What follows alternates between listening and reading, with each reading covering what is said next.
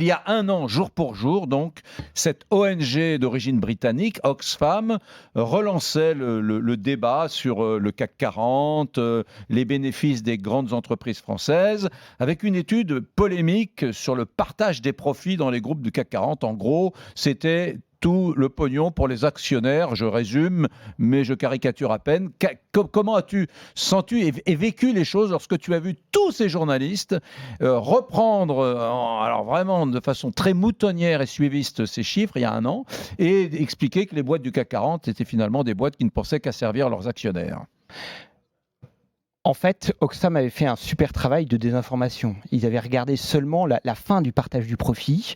Ils avaient oublié de regarder les impôts sur les bénéfices et ils se sont focalisés sur les dividendes. Donc, quand on regarde que les dividendes, on conclut qu'il y a tout pour les actionnaires. Donc, par définition, comme les dividendes sont pour les actionnaires, donc voilà. Et donc, c'est tautologique.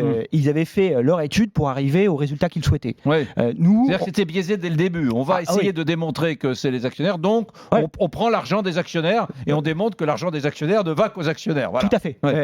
Donc nous, on s'est dit, l'entreprise d'abord, elle fait vivre des salariés. Qu'est-ce que ça représente?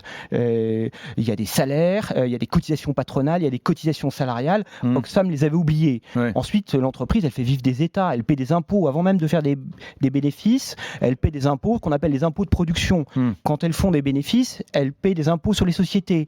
Quand elle distribue des dividendes, il y a de l'impôt sur ces dividendes. Donc, on s'est dit, on ne va pas oublier aussi ce que paient les entreprises pour les États. Et puis les dividendes, on les a regardés, mais on n'a regardé que les dividendes qui allaient dans la poche des actionnaires. On n'a pas regardé les impôts que les actionnaires payaient. Et puis pour tout vous dire, Eric, quand il y a des dividendes, ils sont réinvestis parce que ces actionnaires, ils épargnent. Quand ils reçoivent plus de dividendes d'une année qu'une autre, ils placent plus dans d'autres entreprises. Donc ça profite toujours aux entreprises, les dividendes. Il faut arrêter de dire que les dividendes, c'est du perdu. Les dividendes, ils sont réinvestis dans une économie.